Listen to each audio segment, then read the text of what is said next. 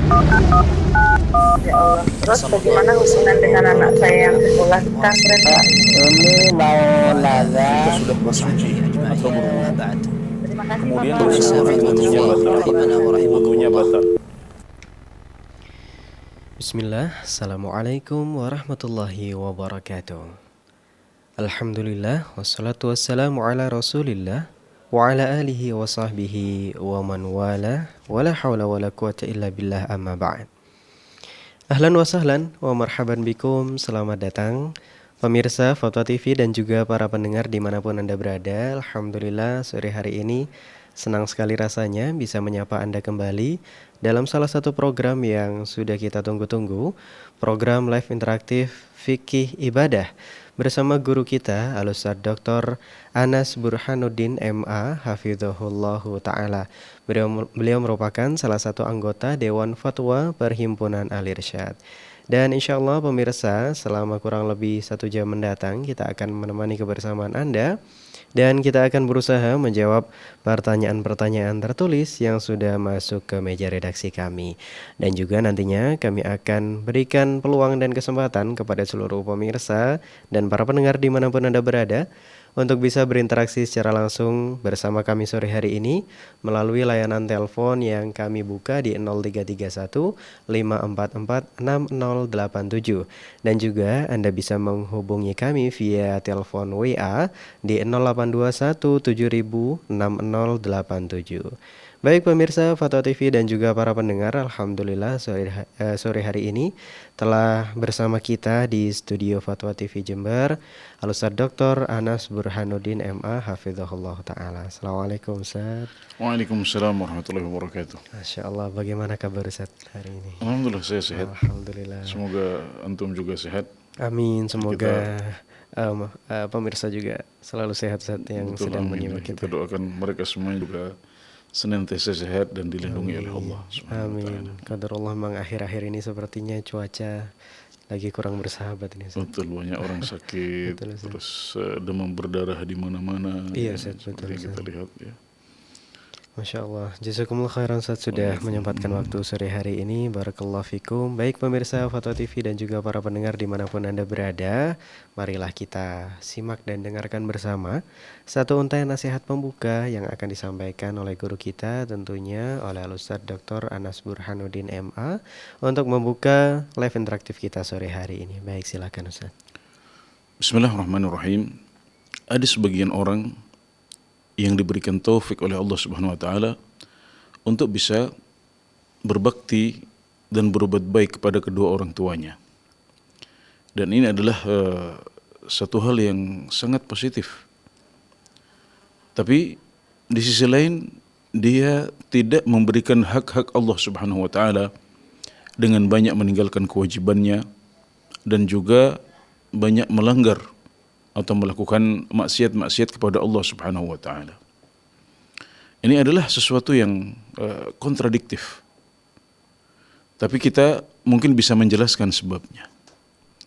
Ketika ada sebagian orang yang begitu baik kepada orang tuanya, bisa berbakti kepada kedua orang tuanya, tapi dia meninggalkan hak-hak Allah Subhanahu wa taala dan tidak menunaikannya. Maka ini adalah karena secara naluri, secara alamiah dia memang senang untuk berbakti kepada kedua orang tuanya. Karena dia ingat bahwasanya orang tuanya adalah yang telah melahirkannya, yang telah menyusuinya, yang telah membesarkan, mendidik, memberikan nafkah dan lain sebagainya.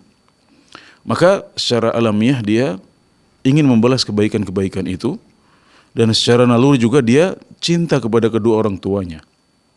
Maka berbakti kepada kedua orang tua adalah salah satu ibadah yang paling ringan. Karena di samping diperintahkan oleh agama dan kita dilarang untuk durhaka kepada mereka. Nah, ternyata ada dorongan yang kuat dari naluri kita. Ada dorongan kuat secara alamiah untuk mencintai kedua orang tua kita dan membalas kebaikan-kebaikan mereka. Maka kalau ada orang yang berbakti kepada orang tuanya dengan baik, tapi dia tidak baik dalam beribadah kepada Allah dan menunaikan kewajiban-kewajibannya, nah ini adalah salah prioritas. Dan juga ada indikasi di situ dia lupa dengan hak-hak Allah atas dia. Padahal kalau dia ingat, dia renungkan, maka dia akan dapatkan bahwasanya Allah Subhanahu wa taala lebih berhak untuk ditunaikan haknya. Allah Subhanahu wa taala lebih berhak untuk kita syukuri dan kita ungkapkan terima kasih kita kepadanya daripada kedua orang tua kita sendiri. Karena kalau kita membandingkan, maka orang tua itu adalah sebab keberadaan kita. Mereka menikah, kemudian mereka melakukan hubungan sehingga akhirnya lahirlah kita. Itu adalah sebab. Sementara Allah Subhanahu wa taala adalah yang telah menciptakan kita. Dia yang memberikan kita rezeki. Termasuk dialah yang menciptakan semua sebab dan musabab. Masya Allah. Bahkan sunnah kauniyah kita yang terlahir karena ada dua pasangan manusia, karena ada satu pasang manusia yang menikah. Itu juga Allah Subhanahu wa taala yang ciptakan. Maka kalau kita merenungkan ini semuanya, kita ingat bahwasanya jasa Allah Subhanahu wa taala kepada kita lebih besar daripada jasa kepada orang tua kita. Maka seharusnya kita lebih menunaikan hak Allah Subhanahu wa taala dan lebih memperhatikan hak-hak Allah Subhanahu wa taala di atas hak siapapun termasuk kedua orang tua kita. Maka ini adalah sebuah jasa atau sebuah anugerah yang dilupakan oleh sebagian manusia. Sehingga dia begitu baik kepada kedua orang tuanya, bisa berbakti kepada mereka karena dia ingat jasa-jasa mereka. Tapi di saat yang sama dia melupakan jasa dan anugerah dari Allah Subhanahu wa taala serta nikmat-nikmatnya kepada dia. Sehingga akhirnya dia lalai, ya. Maka mereka yang mengalami hal seperti ini, yaitu dia diberikan taufik untuk bisa berbakti kepada orang tua, tidak durhaka kepada mereka dan berbuat baik kepada mereka, hendaknya juga melakukan hal yang sama kepada Allah Subhanahu wa taala. Nah, kalau dia bisa lakukan itu kepada kedua orang tuanya, maka saatnya dia bertanya kepada dirinya sendiri, kenapa dia tidak menunaikan hak-hak Allah Subhanahu wa taala, tidak menunaikan kewajiban-kewajibannya. Nah, itu adalah karena dia barangkali lama tidak merenung, lama tidak diingatkan dengan fakta bahwasanya Allah Subhanahu wa taala adalah pencipta dia, pemberi rezeki dia, dan juga yang menciptakan segala sesuatu termasuk sebab dan musabab keberadaan dia di atas muka bumi ini.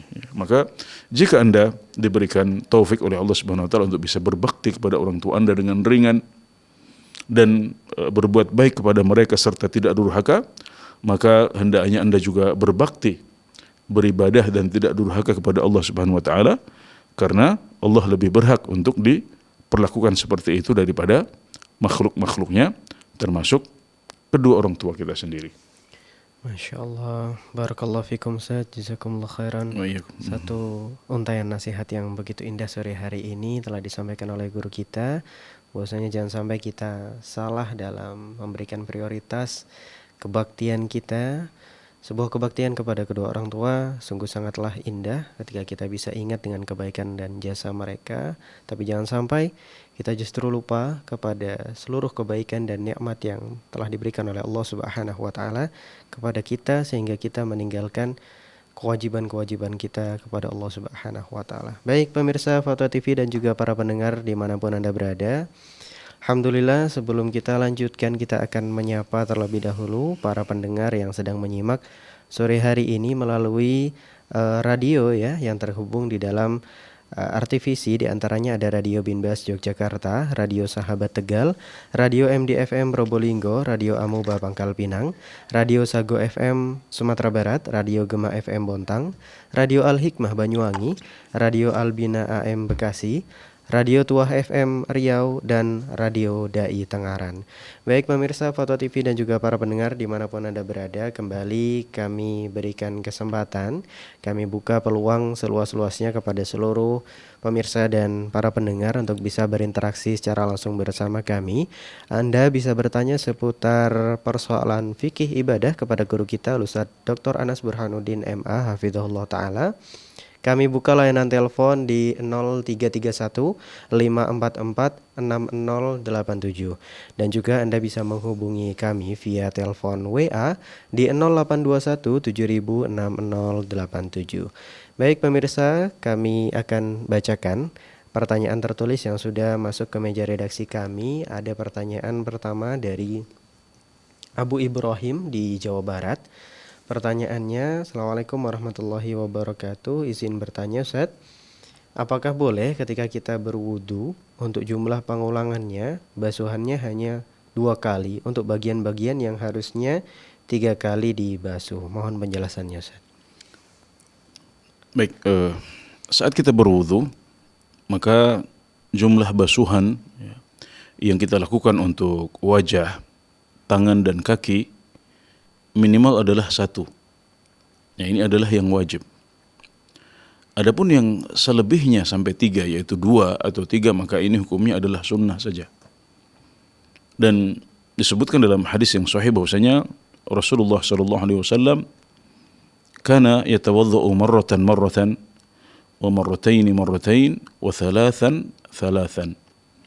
Ya, beliau pernah melakukan wudu ya dengan sekali basuhan, ya semuanya sekali. Pernah juga beliau wudu dengan dua ya, 2 basuhan. Kemudian beliau juga pernah melakukannya 3 kali dan ini yang paling afdal.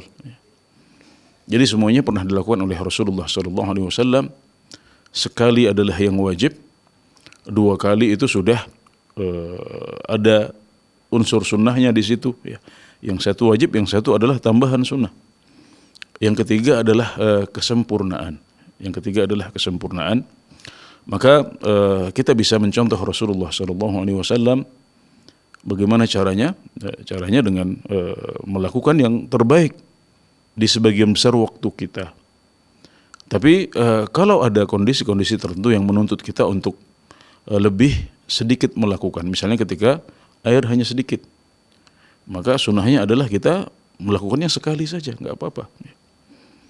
Atau 2 kali saja jika airnya ada lebihnya tapi juga tidak banyak.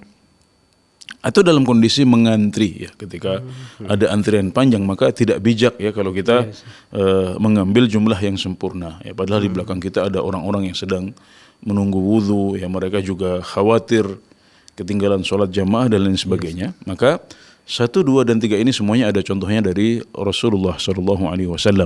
Ya, maka hendaknya kita juga mencontoh beliau ya, dengan melakukan yang terbaik, tapi juga bijak ketika ada kondisi-kondisi tertentu yang membuat atau menuntut kita untuk melakukannya dengan 1 basuhan atau 2 basuhan saja. Ya, maka ini adalah yang dicontohkan oleh Rasulullah SAW. Ya. Adapun untuk mengusap kepala, ya, maka memang dalam mazhab Syafi'i juga tetap dianjurkan untuk diusap 3 kali. Ya. Tapi ada pendapat lain yang menyebutkan bahwasanya yang diusap kepala ini diusapnya hanya 1 kali saja. Ya. Dan ini yang wallahu alam didukung oleh dalil-dalil yang lebih kuat. Ya. Karena membasuh memang tidak sama dengan mengusap. Ya. Ya, karena mengusap itu dengan menepiskan airnya dahulu sebelum kita usapkan ke kepala kita. Sehingga kalau kita melakukannya 2 kali atau 3 kali, maka itu ya menjadi mirip dengan membasuh akhirnya, karena air yang kita usapkan akhirnya menjadi banyak seperti kita basuh ya. Padahal Allah Subhanahu wa taala ya dalam syariatnya membedakan antara mengusap dengan membasuh. Ya, kenapa wajah, tangan dan kaki diusap? Karena memang sifat ketiga anggota ini tidak sama dengan kepala ya. Sedangkan kepala itu ada rambut di situ, sehingga kalau dibasuh maka dia akan basah. Ya, dan bisa membahayakan kesehatan sebagian orang. Nah, maka kalau kita menjadikan mengusap seperti membasuh juga ya, maka akhirnya kita malah menyamakan kepala dengan anggota tubuh yang lain sehingga akhirnya mirip dibasuh ya. Nah, jadi untuk membasuh ini cukup cukup satu kali saja ya, dan tidak perlu ditambah dengan basuhan yang kedua atau basuhan yang ketiga ya, menurut sebagian ulama, dan ada ikhtilaf dalam permasalahan ini. Baik, Masya Allah. Dan kepala sudah termasuk telinga Ustaz ya? untuk basuhan satu Iya, kali itu. iya betul. Satu basuhan itu mencakup kepala dan telinga, ya, karena telinga itu masuk bagian dari kepala. Sebagaimana sabda Rasulullah SAW, al-udhunani minar ra's. Nah, jadi dua telinga itu termasuk bagian dari kepala. Jadi saat kita mengusap kepala, maka kita mengambil air satu kali, kemudian kita kibaskan. Setelah itu kita usapkan ke kepala kita, ya. Kemudian setelah itu kita usapkan juga ke kedua telinga kita, ya, dengan satu air yang sama dan tidak perlu memakai air yang baru. Nah, Masya Allah. Syukron Ustaz atas jawabannya. Jazakumullah khairan, barakallahu fikum. Alhamdulillah sudah sangat jelas jawaban dari Ustadz untuk pertanyaan dari saudara kita tadi. Semoga menjadi penjelas ya, dan juga menjadi ilmu yang bermanfaat bagi kita yang menyimak sore hari ini. Baik pemirsa Foto TV dan juga para pendengar, alhamdulillah sore hari ini telah terhubung ada penelpon pertama, Bapak Ibrahim di Aceh. Kita sapa Foto TV. Assalamualaikum. Waalaikumsalam warahmatullahi wabarakatuh. Baik, silakan. Izin bertanya, bagaimana saya berwudu sedangkan kaki kiri saya ini dalam keadaan digigit? Dalam keadaan digips ya Bapak. Iya. Baik, barakallahu fiik. Sudah cukup Bapak? Jazakumullah khairan. Wa jazakumullah khairan. Assalamualaikum warahmatullahi wabarakatuh. Waalaikumsalam warahmatullahi wabarakatuh. Baik. Ya, jika salah satu anggota tubuh kita, ya, kaki misalnya, atau salah satu kaki, ya, digips seperti yang ditanyakan oleh Bapak Ibrahim tadi, ya, Iya, dari Aceh. dari Aceh. Maka kita bisa mengamalkan sunnah al-masah alal jabirah, ya. Kita mengusap di atas gips atau yang semacamnya, ya. Jadi alat yang dipakai untuk menutupi salah satu anggota tubuh yang terluka, ya. Maka dalam kondisi seperti itu kita wudhu seperti biasa, dan ketika sampai pada anggota tubuh yang digips maka kita usap dengan air di situ. Jadi wajah kita, kemudian tangan kita, kaki kita, semuanya kita basuh. Tapi ketika sampai pada kaki yang digips, ya, maka kita usapkan, ya. Kita usapkan, kita ambil air, kemudian kita kibaskan, kemudian kita usapkan di atas anggota tubuh yang wajib untuk dibasuh. Ya, dalam hal ini adalah telapak kaki sampai kedua mata kaki, ya. Cukup diusapkan di situ saja, ya, dengan diusapkan dan tidak perlu untuk dibasuh, ya. Nah, jadi di sini kita berpindah dari membasuh menjadi mengusap untuk anggota tubuh yang tertutup oleh gips, ya. Nah, ini yang disebut sebagai al-masah alal jabirah, ya, mengusap di atas jabirah, ya, yaitu gips dan semacamnya.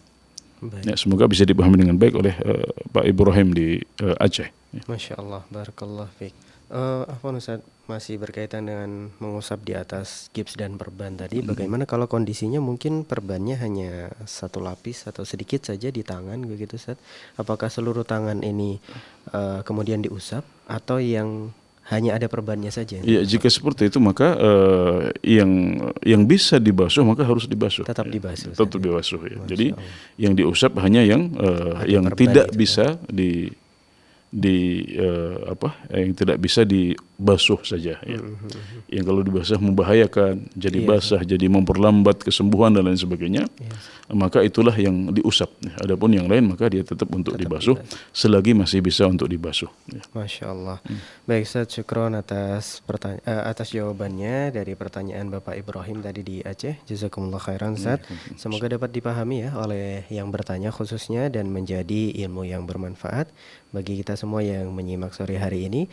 Baik pemirsa Foto TV dan juga para pendengar dimanapun Anda berada, kami bacakan pertanyaan tertulis berikutnya. Ada pertanyaan dari Saudara Arif Ariswanto di Sumatera Utara. Assalamualaikum warahmatullahi wabarakatuh. Ustadz, izin bertanya, apakah ada syariat sholat sunnah qobliyah Jumat Ustadz? Mohon penjelasannya.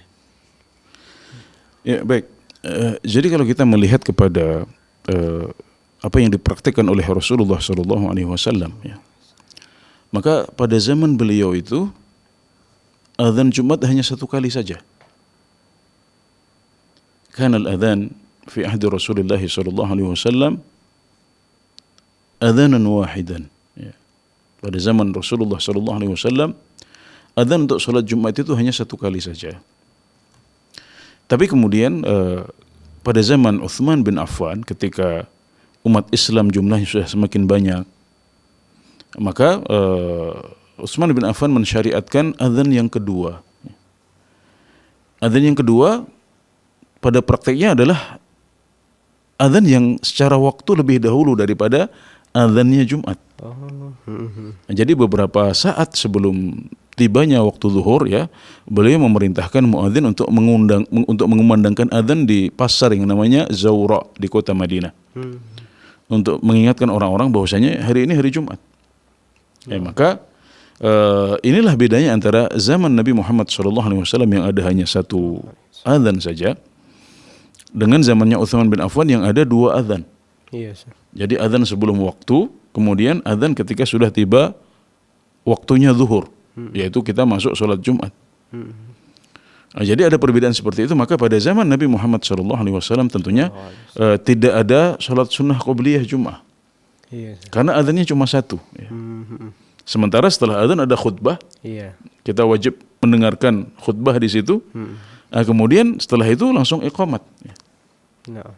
Nah, kalau di sholat yang lain itu terbayang ada sholat qobliyah karena ada adzan, kemudian saat menunggu iqamah kita kosong. Dan Nabi Muhammad SAW mencontohkan kita untuk melakukan sholat qobliyah di semua sholat. Sholat subuh, sholat zuhur, sholat asar, maghrib, isya, semuanya ada sholat qobliyahnya. Nah, jadi itulah bedanya antara sholat Jumat dengan sholat yang lain. Nah, jadi dengan demikian pada zaman Nabi Muhammad SAW tidak ada yang namanya qobliyah Jumat. Tapi ya pada riwayat hadis disebutkan bahwasanya para sahabat Rasulullah SAW banyak dari mereka yang hadir di masjid mubakkir, yaitu dini, ya. Sangat pagi, ya. Beberapa jam sebelum sholat Jumat mereka sudah di masjid. Nah, kemudian yang mereka lakukan adalah mengerjakan sholat sunnah sebanyak yang Allah takdirkan untuk mereka. Nah, jadi ini sampai mendekati masuknya adzan Jumat. Ya, maka tidak ada waktu, ya. Maksud saya, maka ini tidak ada batasannya, di mana mereka melaksanakan sholat dengan rakaat-rakaat yang banyak. Bahkan sampai para ulama, para perawi menyebutkan sebanyak yang Allah takdirkan untuk mereka. Nah, jadi ini menunjukkan bahwasanya waktu antara kedatangan mereka sampai mendekati waktu Jumat, ya, ini adalah waktu untuk mengerjakan sholat sunnah. Nah, sampai-sampai para ulama mengatakan untuk hari Jumat tidak ada larangan sholat saat istiwa, yaitu sholat ketika matahari berada persis di atas kepala kita. Ini tidak ada larangannya karena prakteknya adalah para sahabat dahulu sholat sampai masuknya waktu zuhur. Dari datang itu Nah, iya. Jadi melihat penjelasan tadi itu berarti apa? Berarti sholat qobliyah Jumat itu tidak ada, tidak ada. Tapi kalau ada orang yang mengerjakan sholat sunnah ya, sebelum Jumat, ya, misalnya sekarang di masjid-masjid umat Islam, ya, ada yang adzannya 2 kali, mengikuti adzannya Utsman bin Affan, dan ini nggak apa-apa. Sehingga ketika mereka sudah mendengar adzan yang pertama, mereka bangun untuk sholat. Ya, ini adalah sholat sunnah yang boleh, yang disyariatkan, karena memang dahulu para sahabat juga melakukan sholat pada waktu itu, ya. Sampai nanti naiknya khatib mengucapkan assalamualaikum warahmatullah, untuk kemudian setelah itu dikumandangkan adzan. Berarti tidak terbatas 2 rakaat, Ustaz, ya? Tidak terbatas 2 rakaat. Maka di sini guru kami dan guru kita Syekh Abdul Muhsin Al-Abbad Al-Badr, ya, hafizahullah ta'ala, beliau mengatakan bahwasanya ini tidak ada contohnya, istilah qobliyah Jumat itu tidak ada di zaman Rasulullah SAW. Tapi kalau ada orang yang melakukan sholat sunnah pada waktu itu, maka itu tidak diingkari. Nah, jadi ini lebih pada penamaannya, ya, lebih pada penamaannya, ya, kalau sholat qobliyah Jumat, karena melihat praktik pada zaman Rasulullah SAW, maka itu tidak mungkin ada. Ya. Tapi barang siapa yang mengerjakan sholat sunnah pada waktu itu, maka mereka telah meneladani para sahabat Rasulullah SAW yang memperbanyak sholat hingga masuknya waktu Jumat. waktu sholat Jumat ya. Maka itu tidak diingkari, tapi juga sebaiknya tidak dinamakan sebagai qobliyah Jumat. Ya, karena memang sholat Jumat tidak sama dengan sholat-sholat yang lain. Iya, Ustaz. Masya Allah. Masuk sunnah mutlak saja mungkin, Ustaz. Iya, sunnah mutlak atau bahkan sholat duha bisa kita niatkan sebagai sholat duha karena itu adalah waktu duha. Ya. Siap, Ustaz. Masya Allah. Syukron atas jawabannya, Ustaz. Sudah sangat jelas sekali jawaban dari guru kita sore hari ini. Masya Allah, semoga bisa menjawab pertanyaan dari saudara kita yang bertanya tadi. Dan kembali semoga menjadi ilmu yang bermanfaat bagi kita yang menyimak sore hari ini. Amin ya rabbal alamin. Baik pemirsa Foto TV dan juga para pendengar, alhamdulillah telah terhubung kembali bersama kita. Ada penelpon kedua sore hari ini, ada Bapak Khairi di Kalimantan Selatan. Foto TV, assalamualaikum. Salam. Baik, silakan Bapak. Saya mau assalamualaikum Bapak. Waalaikumsalam warahmatullahi wabarakatuh. Apakah bisa membantu saya untuk membeli buku? Bagaimana Bapak? Mungkin bisa diulangi? Buku salat sesuai sunnah Rasulullah. Iya. Kalau bisa, tolong berikan nomor rekening dan kami bisa mentransferkan uangnya. Bagaimana Bapak? Mungkin bisa diulang? Salat buku. Oh, minta rekomendasi buku. Masya Allah. Iya, rekomendasi buku yang Tentang sesuai tata cara sholat sesuai dengan. Masya Allah. Iya. Barakallah fiq. Ya cukup Bapak ya. Baik, cukup insya Allah. Baik, untuk Pak Khairi di Kalimantan Selatan ya, kami ucapkan terima kasih ya, jazakumullahu khairan atas semangatnya ya untuk mencintai sunnah Rasulullah SAW dan usahanya untuk mengamalkan ibadah yang paling penting yaitu salat sesuai dengan tuntunan Rasulullah SAW. Ini insyaallah adalah buah dari ilmu yang didapatkan oleh Bapak ya, mungkin melalui pengajian-pengajian atau mengikuti siaran TV dakwah atau yang semacamnya ya, dan memang itu yang kita harapkan ya, kita ingin menanamkan kecintaan kepada sunnah Rasulullah SAW ya. Dan kitab yang ditulis oleh para ulama ya dari zaman dahulu ya, insyaallah juga sudah sesuai dengan sunnah Rasulullah SAW. Ya, dan dalam kitab-kitab fikih tentunya tidak lepas dari yang namanya kitabus shalah atau bab salat ya. Ya, seperti yang pernah juga diajarkan ya, kami pernah mengajarkannya juga ya di Fatwa TV. Dulu ada silsilah ya fikih salat ya, di mana kita mengajarkan tata cara salat sesuai dengan yang diajarkan oleh Rasulullah SAW melalui kitab Matan Abi Syuja atau Matan Al-Ghayah wa Taqrib. Ya, ini adalah matan atau kitab pendek yang terkenal dalam mazhab Syafi'i ya. Dan kita di Indonesia banyak yang memakai mazhab ini. Ya, maka apa yang ditulis oleh penulis ya Al-Isfahani Asy-Syafi'i ya dalam kitab ini Al-Qadhi Abu Syuja Al-Isfahani Asy-Syafi'i, maka ini adalah salah satu kitab yang bisa kita pakai untuk menjadi rujukan. Ya, maka kita bisa mempelajarinya untuk bisa mengetahui rukun-rukun salat ya, kewajiban-kewajibannya, sunnah-sunnahnya, syarat-syaratnya ya. Kemudian tata caranya juga yang kemudian disyarah oleh para ulama yang lain dengan menyebutkan dalil-dalilnya. Maka ini bisa kita pakai sebagai pedoman ya. Intinya semua buku fikih ya, terutama fikih Syafi'i atau fikih Hambali atau fikih Maliki itu bisa dijadikan pedoman. Kemudian juga kitab-kitab kontemporer ya, yang ditulis oleh para ulama Islam atau para ustadz di Indonesia seputar salat ya, maka ini juga bisa dijadikan sebagai tambahan ya. Mungkin kita tidak cukup dengan satu kitab agar wawasan kita juga semakin luas ya. Dan salah satu kitab tentang salat yang banyak dipakai di zaman kita adalah kitab Sifatus Sholatin Nabi, ya, sifat sholat Nabi sallallahu alaihi wasallam, karya Syekh Muhammad Nasiruddin Al-Albani rahimahullah taala, yang beliau adalah salah satu pakar hadis abad ini, ya.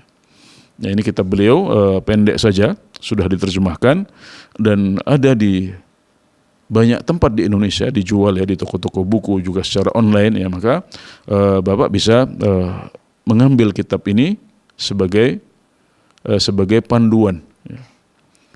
Kemudian juga ada Ad-Durus Al-Muhimmah li Ammatil Ummah, ya.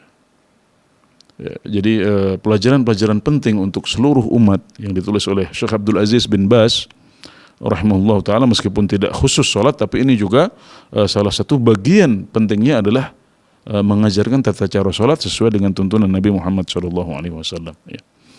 Nah, jadi itu beberapa kitab yang bisa kita rujuk ya untuk belajar tata cara sholat sesuai dengan tuntunan Nabi Muhammad SAW.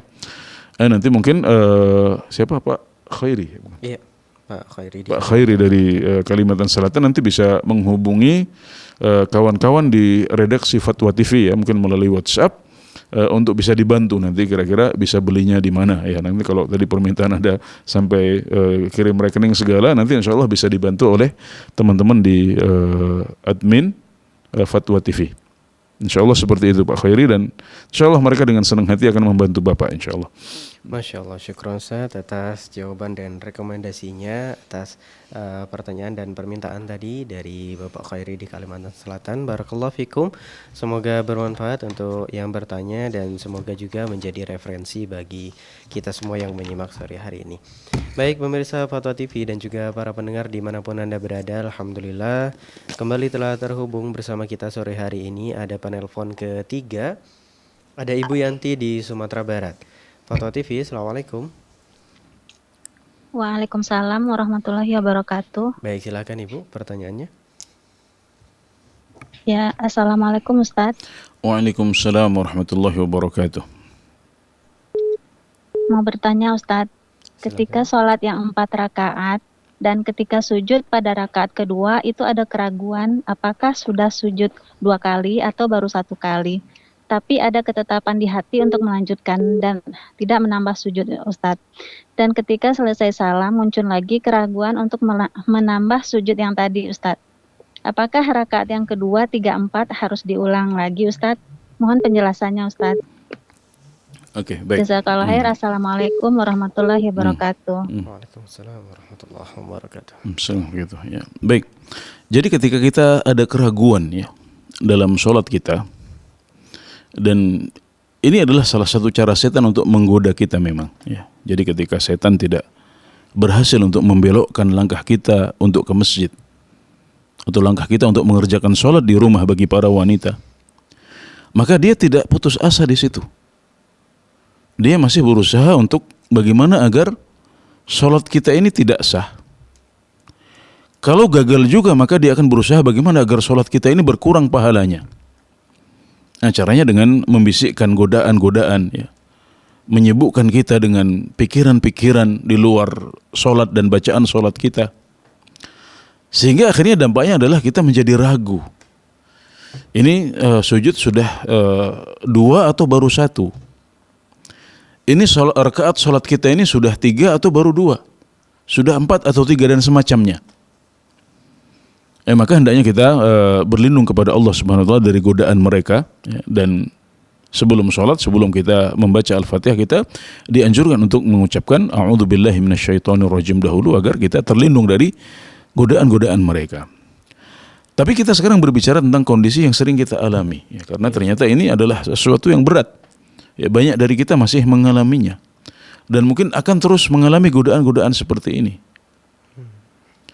Tapi alhamdulillah Nabi Muhammad SAW sudah mengajarkan bagaimana kiatnya kalau kita ragu-ragu dalam sholat. Nah, saat ragu-ragu dalam sholat, maka anjuran Nabi Muhammad SAW dan perintah beliau adalah hendaknya kita taharris shawab. Taharris shawab artinya adalah mengingat-ingat mana yang kira-kira benar. Jadi misalnya saat kita ragu antara 1 sujud atau 2 sujud, kita bisa ingat dahulu. Ya, kita bisa ingat dahulu.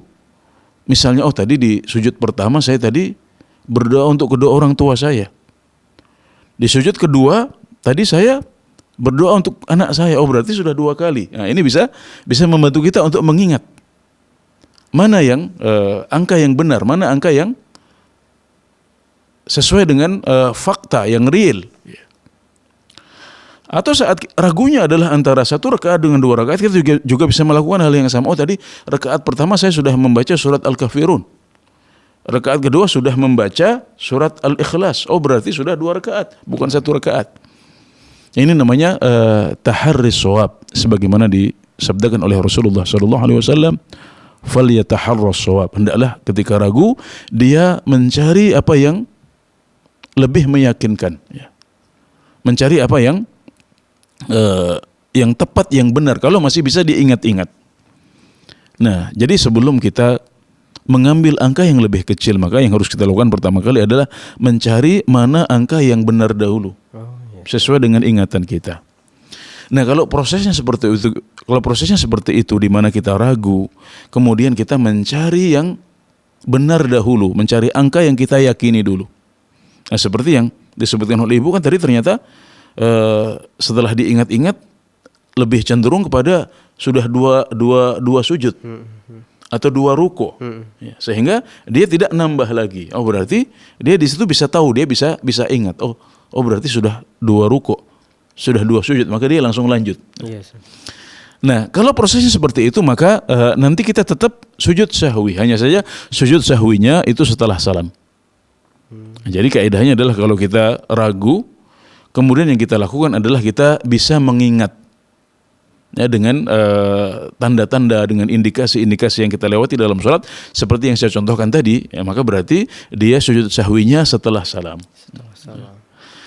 Tapi kalau kita berusaha mengingat, namun kita tidak ketemu, tetap ragu, ya. Kita juga nggak ingat tadi rakaat pertama baca apa, rakaat kedua baca apa, juga kita nggak ingat. Yes. Nah ini kadang-kadang terjadi seperti itu, ya, sampai surat yang baru kita baca tadi, ya, baru 1 menit yang lalu, 2 menit yang lalu kita sudah lupa. Yes. Kenapa? Karena setan menggoda kita dalam sholat kita. Nah kalau kita tidak bisa menemukan mana yang benar, tidak bisa kita ingat-ingat dengan tadi, ya, dengan indikasi-indikasi dan tanda-tanda yang bisa kita telusuri tadi, maka yang harus dilakukan adalah memilih jumlah yang kecil, memilih angka yang kecil. Falyatrahi syakka wal yabni ala mastayqana, kata Rasulullah sallallahu alaihi wasallam.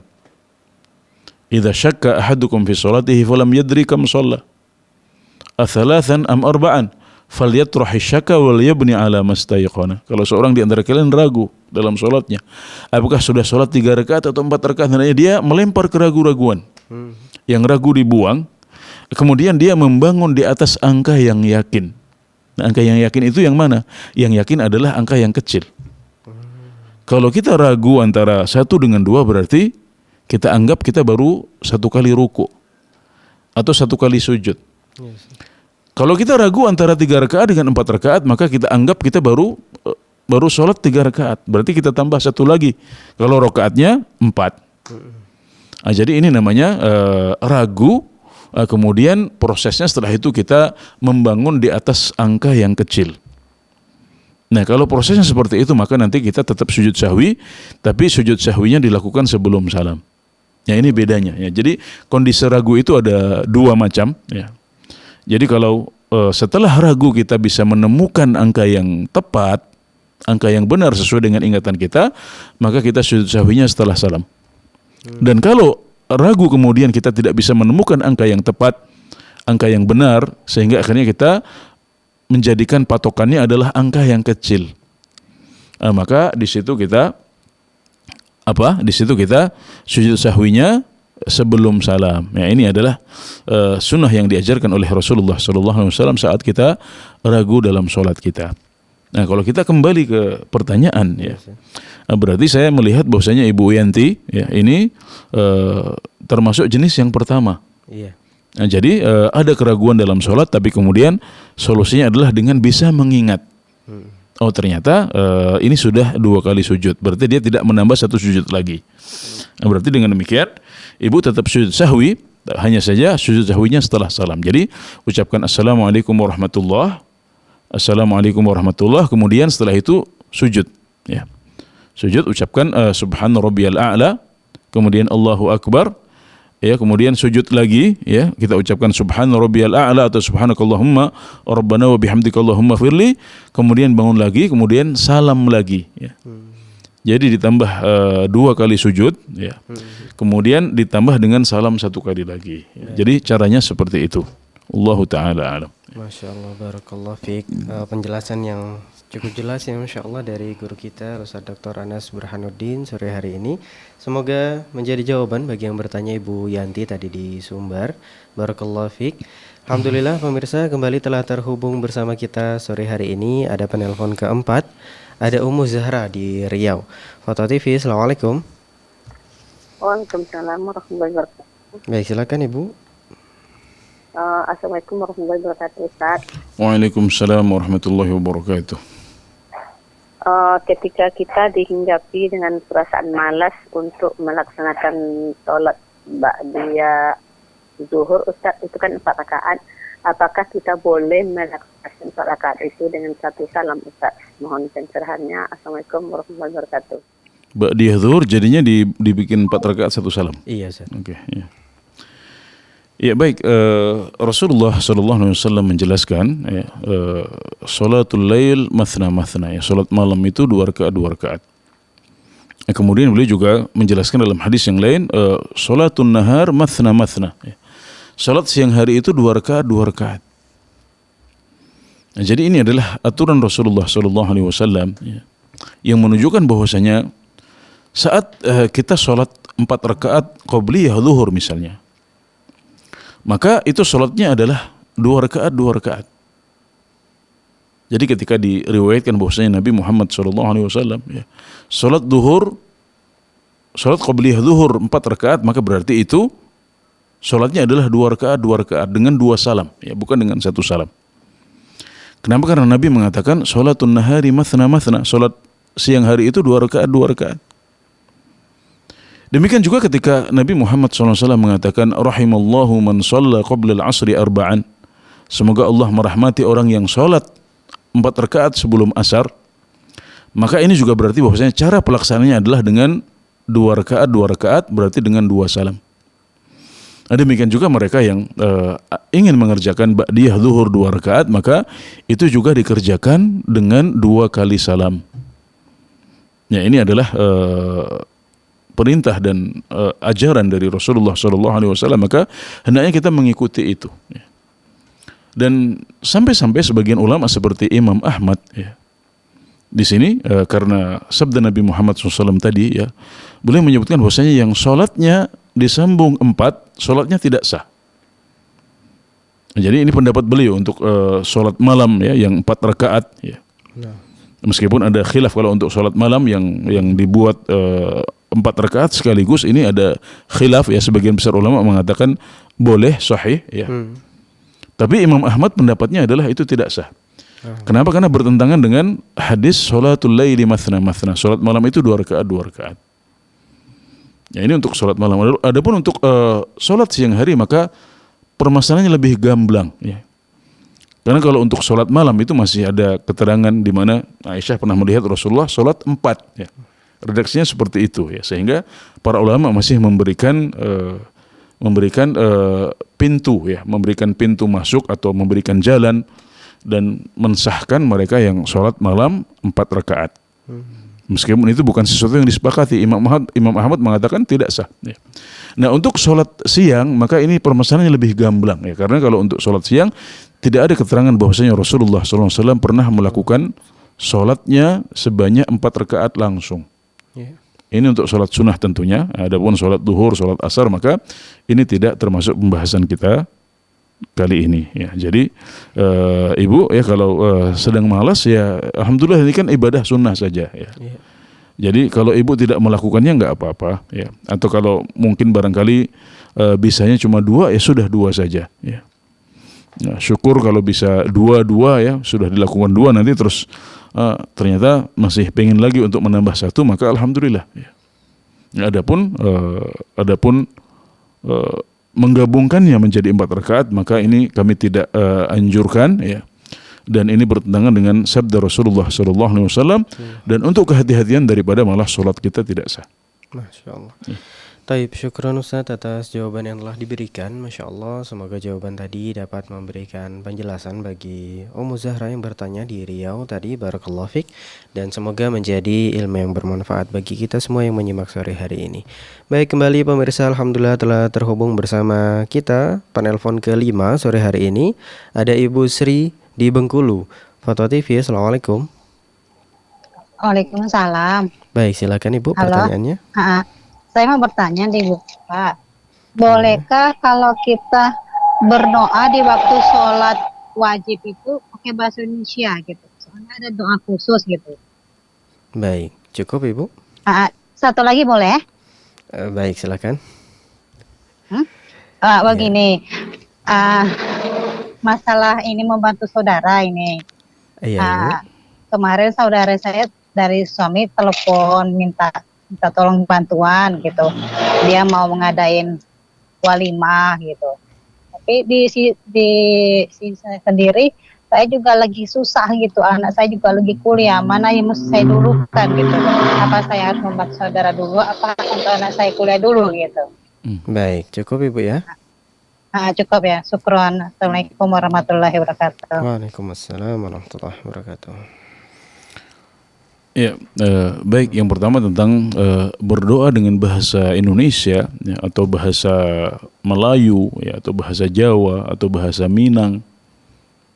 Saat kita sujud dalam sholat kita, ini adalah permasalahan yang diperselisihkan di antara para ulama kita. Ada sebagian yang membolehkannya, ada sebagian lagi yang tidak membolehkannya. Tapi pendapat yang lebih kuat Allah Ta'ala alam adalah hal tersebut dibolehkan. Kenapa? Karena Nabi Muhammad SAW menjelaskan bahwasanya kondisi terdekat antara seorang hamba dengan Tuhannya adalah ketika dia sujud.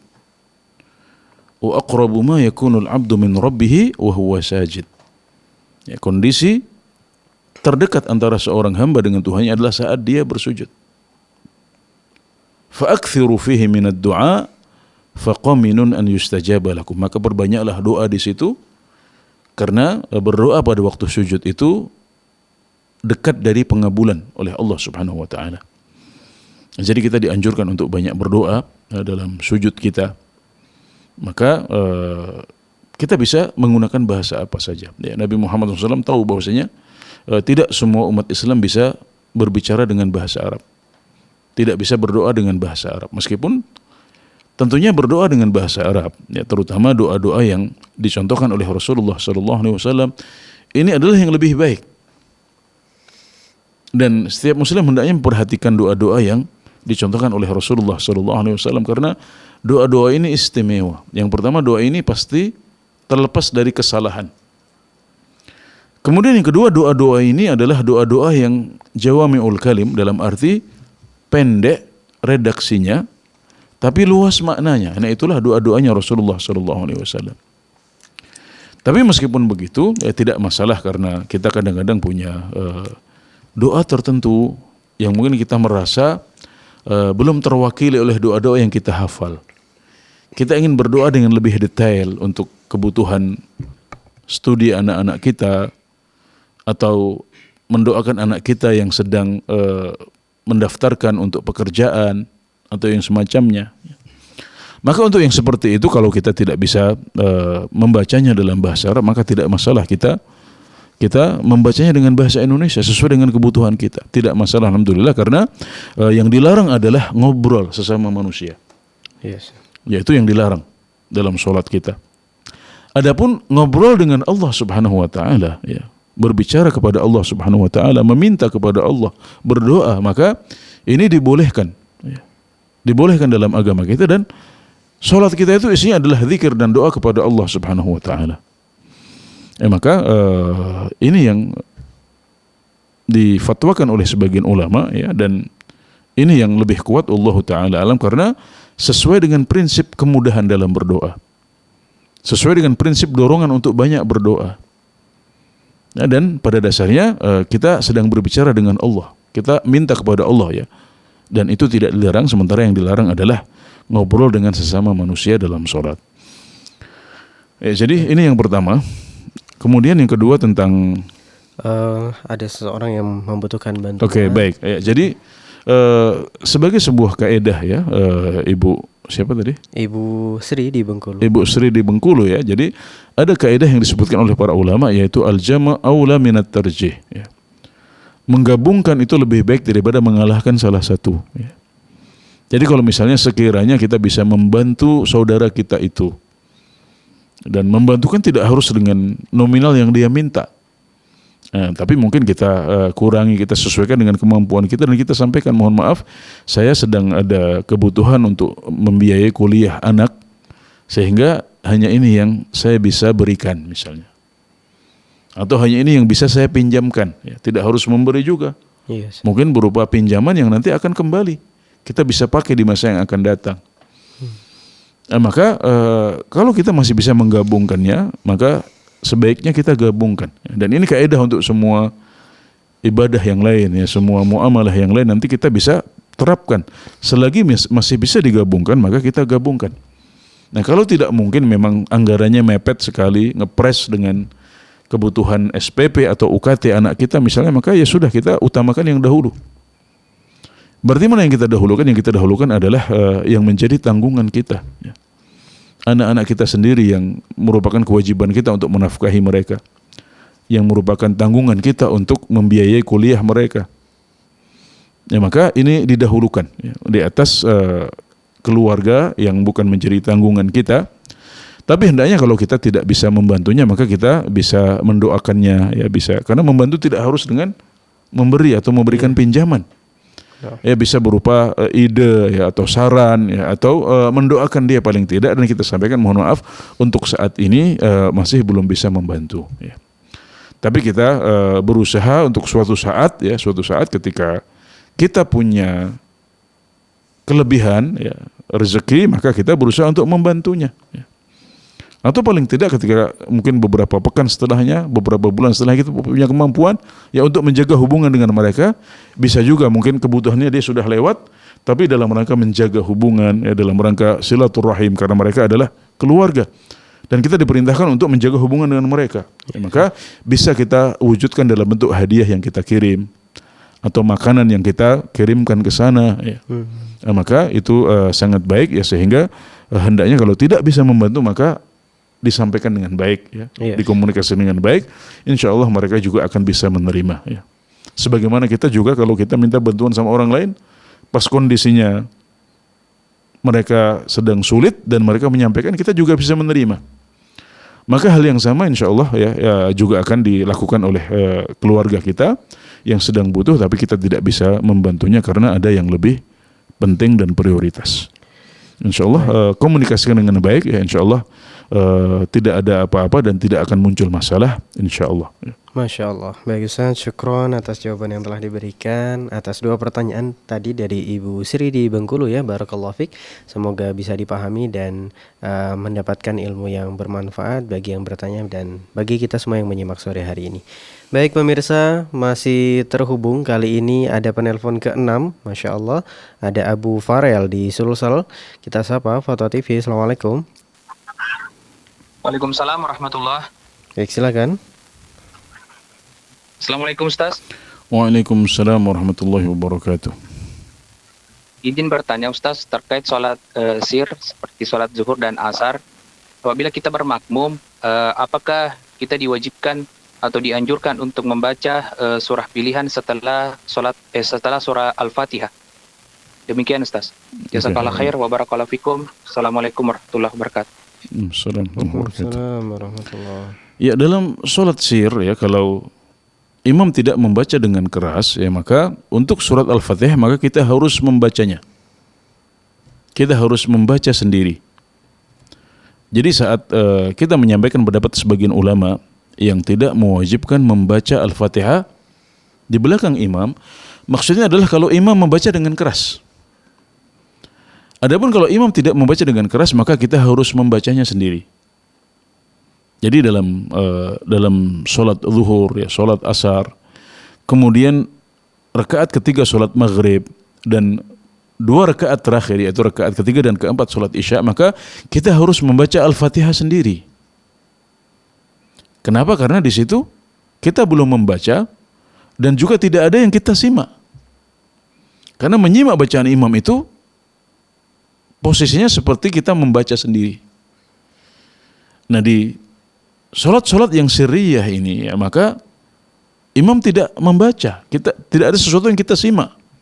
Maka berarti kita harus membacanya sendiri. Nah. Kenapa? Karena Al-Fatihah itu adalah rukun dalam sholat, ya, bahkan rukun dalam setiap rakaat. Maka kita harus wujudkan rukun ini. Sedangkan membaca surat maka hukumnya adalah sunnah. Jadi kalau kita mencukupkan diri dengan Al-Fatihah saja, maka itu sudah cukup. Masya Allah. Tapi kenapa kita mencukupkan diri dengan Al-Fatihah saja padahal imam juga masih lama rukuknya misalnya. Yes. Daripada kita bengong sendiri menunggu, kita nggak tahu apa yang kita baca, maka alangkah baiknya kalau kita juga membaca surat setelah Al-Fatihah dengan semampu kita. Ya, kalau kita bisa menyelesaikan bacaannya, alhamdulillah. Mungkin surat pendek, ya. Tapi kalau seandainya saat kita baru dapat 2 rakaat, 3 rakaat, imam sudah rukuk, maka kita segera rukuk bersama imam. Jadi membaca Al-Fatihah hukumnya wajib. Ya, sedangkan membaca surat setelah Al-Fatihah hukumnya sunnah. Nah, berarti saat kita sholat di belakang imam dalam sholat yang sirriyah, ya, yang lirih dan tidak dikeraskan, maka berarti kita juga dianjurkan untuk membaca surat setelah Al-Fatihah juga. Ya, baik. Semoga bisa dipahami dengan baik oleh saudara penanya. Baik Ustaz, barakallahu fiik, jazakumullah khairan atas jawaban yang telah diberikan. Masya Allah, semoga bisa menjadi ilmu yang bermanfaat ya bagi yang bertanya, khususnya ada Bu Farel tadi di Sulsel, barakallahu fiik. Dan alhamdulillah Ustaz, itu tadi menjadi pertanyaan terakhir kita sore hari ini karena waktu yang membatasi Ustaz, qadarullah. Kami ucapkan syukron Ustaz, jazakumullah khairan atas jawaban dan ilmu yang telah disampaikan, barakallahu fikum. Dan pemirsa Fatwa TV dan juga para pendengar, usai sudah perjumpaan kita sore hari ini dalam program live interaktif Fikih Ibadah bersama guru kita Ustaz Dr. Anas Burhanuddin MA hafizahullahu taala. Dan sebelum kami tutup, kami ingin mengajak pemirsa sekalian guna memanfaatkan peluang untuk bisa berjuang bersama kami dalam dakwah dan syiar Islam di Fatwa TV ini melalui rekening aktif kami yang bisa Anda saksikan di layar kaca Anda masing-masing. Dan juga kami mengajak pemirsa sekalian untuk saksikan selalu live interaktif Fatwa TV mulai dari hari Senin sampai dengan hari Jumat sesuai dengan jadwal yang telah ditentukan. Dan informasi seputar Fatwa TV dan juga Dewan Fatwa bisa Anda akses dengan sangat mudah melalui alamat website kami di fatwatv.id dan juga dewanfatwa.com. Dan jangan lupa pemirsa untuk saksikan malam hari ini live interaktif Jalan Lurus bersama guru kita Ustaz Dr. Abdullah Roy MA hafizahullahu taala, insyaallah rutin setiap hari Rabu pukul 20.00 waktu Indonesia Barat. Baik, itu saja dari kami pemirsa sekalian. Kami ucapkan syukron jazakumullah khairan telah menemani dan menyaksikan live interaktif kami sore hari ini. Kami mewakili rekan kerja yang bertugas pamit undur diri. Semoga berjumpa kembali dan sampai bertemu kembali pada live interaktif yang berikutnya. Wassalamualaikum warahmatullahi wabarakatuh. Ya Allah. Terus bagaimana hubungan dengan anak saya yang sekolah di pesantren, Pak? Ini mau nanya. Sudah bersuci atau berumah, Terima kasih, kemudian Bapak. bersentuhan dengan suami